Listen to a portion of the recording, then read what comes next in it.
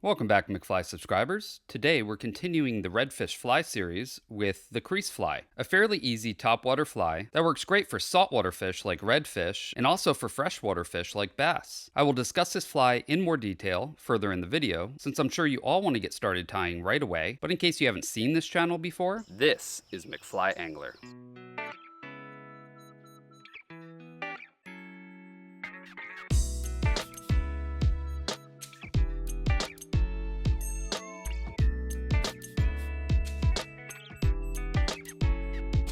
Starts now. Okay, let's start tying. Place a hook securely in your vise. For a hook, I'm using Resin's O'Shaughnessy hooks in size 1/0. These are a long shank stainless hook that has a very strong wire, which allows us to bring in these powerful redfish without worry of bending the hook. We will also need some thread, and today I'm using Vivis 140 power thread in white. This is a very strong thread with a thick denier. Start your thread with a little space back from the hook eye, and then after snipping off the waist, bring your thread down to the hook bend, and then back up to form a thread base. And then bring your thread down just a couple more wraps. Now for the tail. We will be using bucktail in natural white. Most flies require you to use the fiber up by the tip of the tail, as it will not flare out as much when tied in, but that's not necessary for this fly, so let's not waste that good fiber up there, and use some down closer to the base. So clip off about a pencil-sized clump. Now we need to prepare this for tie-in, so pinch about 1/4 of the way down from the tips, and then pull out the shorter fibers. But save these as we can tie another fly with them. Keep pulling out the fibers until no more come out. Now we have a piece with the fibers mostly similar length. When you tie another fly with this clump, just do the same thing, pulling out the extra short fibers. I also find it easier to tie in when you wet the fibers. Alright, let's measure out about a 2 hook shank length tail, and then tie this in with some tight wraps all the way down to the start of the hook bend. Then pull up the butt ends and clip them off.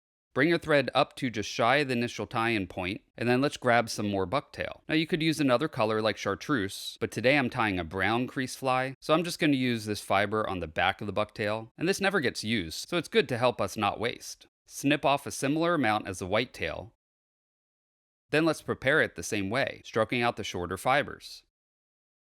I actually had too much, so I'm splitting this in half. Okay, let's tie this in on top of the white tail, all the way back to where the tail starts. And then back up to clean up the body. Then end with your thread about at the hook point mark. Now we need some flash. And today I'm using this pearl crystal flash. Pull off 3 strands, and it helps to wet the tips to keep them together. Tie these in on the side of the tail down to the start of the tail. And then fold the forward-facing strands rearward and tie them in on the other side of the tail.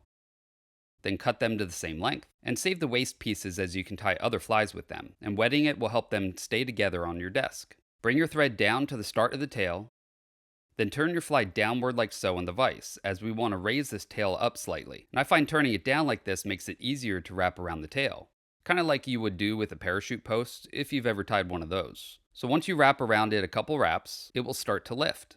When you're happy with the position, then make one more wrap, but end with your thread under, which will allow you to go back wrapping in the same direction. Alright, let me show that again for you to see. Instead of coming up over, we go under this time. Put the fly back into position, and you can see the tail is now sticking up. Let's make sure though it's not angled to one side or the other. Then bring your thread up to the initial tie-in spot for the white part of the tail, and now we need some foam. Now this top sheet is 3mm foam, and the bottom sheet is 2mm foam. Some use the 2mm for this fly, but I want some extra buoyancy, so I'm using the 3mm. Let's measure out 2 hook gap widths with our hook, and I do this all the way up a few spots. Now you can see here, this is how it will sit on the hook, which is exactly what we want. Let's use some longer scissors to cut out a strip at those measurements. Now let's cut pieces off the strip that are slightly longer than the hook. And you can use that piece to cut more for future flies. We will also want a small strip of this foam, so cut a piece off that is very thin. Then cut an angle in it to make it tie in easier. Place this small strip on top of the hook and tie it in. Tie down to the start of the tail, and then back up. This will make the fly even more buoyant, and it will help us place the folded foam correctly on top in the future step. Now we can whip finish the fly and trim off the waist. Alright, let's make a few of these tails before we continue, as I like to make these in steps. So do exactly what we did so far with a couple more hooks. Alright, let's prepare these foam strips a bit more. The foam will sit right at the hook eye, which will cover the eye. So I like to cut a little notch out of the bottom so the hook eye is visible, making it easier to tie in on your line. Now turn the foam over and cut an angle in it like so, and this will help shape the fly. Also cut off any sharp edges and round it out. One last cut is to cut out a notch on the top back portion. This will help with how the tail fiber lays. Alright, let's give one trial run here. Let's see how this lays on the hook. And you can see here why I do the notch in the back. It seems to help hold that deer hair better. Also, that bit of foam that we tied in will help us keep this folded over foam up higher, instead of laying directly on the hook shank, since we want the bottom portion to barely stick over the hook shank like this. Now, to protect the eye, run a bit of lead or lead-free wire through the hook eye. Then we will need some super glue. Now, I really like this ultra gel stuff. I mean, you can use this brush-on formula if you want. I do find, however, that the gel-type super glue gives us a little bit more time to adjust the foam into place. And the thinner glue tends to set almost instantly. So you gotta be precise when putting the foam on. Alright, so squeeze or brush a little onto the hook. And if you're using the brush-on stuff, make sure you brush some on the foam back as well. When you have enough glue, then place the foam back on top, ensuring that the bottom edge of the foam is only slightly past the hook shank, and the front edge is up to the hook eye, barely covering it. And also that the eye is resting in that notch that we just cut. So squeeze the bottom tightly for a minute or two until the glue sets. And also wipe off any excess glue that oozed out. Now it's a good idea to stick something in the front cavity to help hold it open, because this is what will cause that popping sound and spit more water. This is why we tied so much of the material back a bit from the hook eye, so that this cavity is deep, and now we're ensuring that it's also wide. Okay, for the tail, I'm going to hold back the tail, and put a little super glue onto the foam back here. While holding the tail back, close that foam and hold it tight until the glue cures. If you have any gaps like I do here, you can reapply a little glue and hold it down tight to close the gaps. Once the glue dries, you can remove the stick out of the cavity and it should remain open. Also remove the wire, which you can see the eye is now clear from the glue. We are now going to remove this from the vise and let this glue dry for an hour before moving on to the next step. And you can use this time to glue on more bodies. Alright, now we'll need some razor blades. I got this from Amazon, and it comes with 100 double-sided blades for like $15 at the time of purchase. So I'll link below to this, as the blades are pretty decent. You will want a brand new one with almost every single fly, so don't spend a lot of money on high-end blades. The bottom portion looks weird when you bring the foam together, and the foam creates kind of like a V cavity, and it will look better if we cut this almost flush to the hook shank. So very carefully with the blade, curved a little bit in your fingers, run this down the hook trying to make an even but concave bottom. By the way, when using razor blades, you must be careful. I do get a lot of young folk watching my channel, so if you're under 18, please get an adult to help you with this step. I also have trouble getting this perfect on both sides, so I usually have to go over it twice and even out the underside a bit. For safety, if you plan on reusing these blades, I find a block of foam holds them quite well. Alright, let's color up the fly. You could use colored Sharpies like these, but today I'm going to use the ad markers, which are alcohol-based markers. I also like to test them on a strip of foam to make sure that I'm using the right color. And I think I've settled with the last color there. This one is called sepia, and I am just making a stripe on the back of this fly to give it a brown back.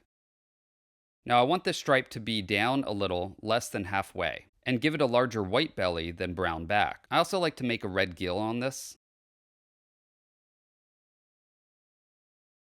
And now we need some eyes. And you will want the flat eyes for this fly. Don't use this size. It's a little too small for this. The quarter size is what you're looking for. Pull 2 eyes off the swatch.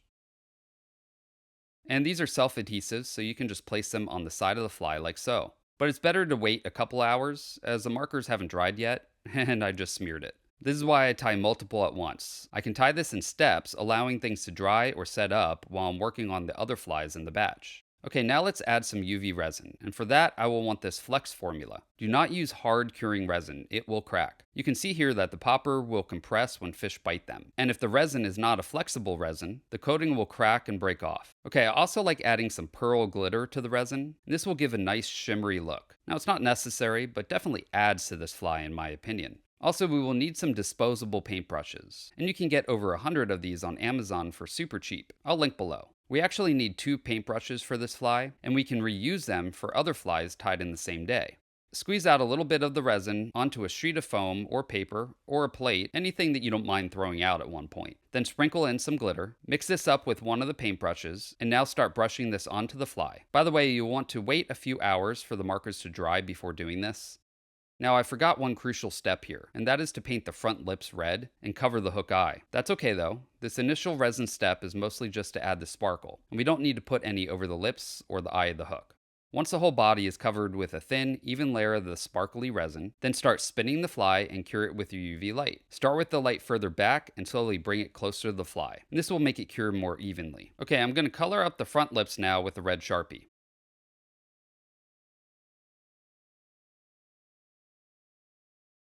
Now we need to add one more layer of this resin, but this time just the clear stuff. No need to add sparkle. Squeeze a bit out around the fly, then use a different brush that doesn't have the sparkle in it to start spreading this around the fly evenly.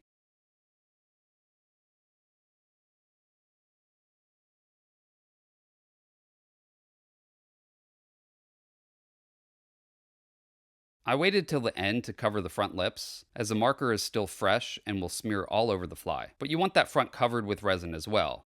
Oh, and by the way, as you can see, before doing this, I added back the wire to protect the hook eye. Okay, once you're happy with the layer of resin, cure it. You can see already how beautiful this fly looks.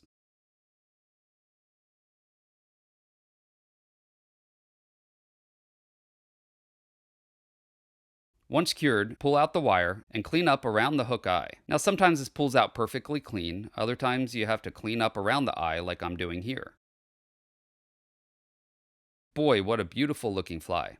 Well, there we go, the finished crease fly. This really is quite simple to tie, with not a ton of steps. However, some of these steps can prove difficult, but once you get the hang of tying a couple, I believe you will find them fairly easy and quick to tie. I've been able to tie 10 in an hour's of work as long as I am tying them in steps. I will tie up 10 tails and bodies, pre-cut all my foam, glue all of them, then color all of them, then resin them up at the same time. This assembly line of sorts allows me to move quickly, and like I said, I can tie 10 in about an hour to an hour and a half, which is fairly quick for topwater foam poppers. These are also very effective topwater flies that produce a nice audible popping sound when tied correctly, and they also give a nice side-to-side action when you're stripping them in, allowing for that walk the dog kind of action. This is very attractive to bass and redfish as well. The glitter, I believe, really adds to this fly. Now, of course, you don't have to use it, but it is super cheap to buy and doesn't take much more time to apply. You can get a bottle of this at a big box store for like $4. But make sure, though, it's the super fine stuff. I think they call it pixie dust. Let me turn down the aperture a bit on my camera so you can see the glitter better in the white portion of the fly. Look how pretty that is. It looks like little fish scales glistening in the sun. Also, the front here has a large cavity that will pick up air and pop loudly when stripped. These can also be tied in other colors. Just get different color bucktails and markers. Okay, I'm now done with the redfish fly series this month. Usually I will get 4 to 5 patterns done in a monthly series, but I did take 1 week off this month to go down to the coast to fish for redfish. Hence why I chose to tie up some redfish flies for this month. I will be coming out with that video soon, so stay tuned for that. And these crease flies did quite well, catching me a small rat red and a speckled trout. Unfortunately, that was so early in the morning that the camera didn't pick up much of the fish.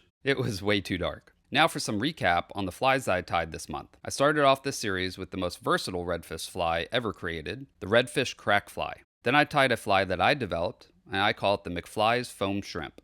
And now finishing up the series with this crease fly. Next month I will be starting a new series on caddis dry flies, and starting that series with one of the most popular and effective dry flies ever created, the elk hair caddis. So make sure you're subscribed and click that bell notification so you don't miss any future videos like this elk hair caddis. By the way, Amazon finally has these boxes in their warehouse, and I am just waiting for them to approve them for Prime sales. They should be ready in less than a week as long as things go smoothly. Now I know that I've been mentioning that they will be available soon, but it has taken over 2 months. Now if you haven't seen my previous videos, these boxes are thin enough to fit multiple in a chest pack, but have enough room to hold multiple large flies on both sides. However, I will say these crease flies are a little bit tall and are one of the first to ever not fit perfectly. If I take one out though, the rest will fit just fine. The clasps are magnetic and super strong, and the boxes are made entirely of foam, so they float when you accidentally drop them in the water. Paired with that magnetic clasp, many times it will auto-close when dropped, protecting your flies and allowing you to retrieve your box, losing less flies due to clumsiness. I will link below to my Amazon storefront if you're interested in picking up these boxes. And keep checking back as I will have these foam boxes available soon. Also, don't forget to check out my sponsor Resin Fly. They made the hooks I use today, but they also make some of the best fly rods and reels for the money I have ever used. Best off, they're offering you all a discount. So if you're in the market for a new rod or a bunch of hooks or beads, go to www.resinfly.com and type in McFly at checkout and they'll give you 15% off of your first order with them. Okay, well thanks for watching everyone. If you liked this video, please do me a favor and click the like button. Also, please share my videos with all your fishing friends. I will see you on the next video. Now you go catch some fish.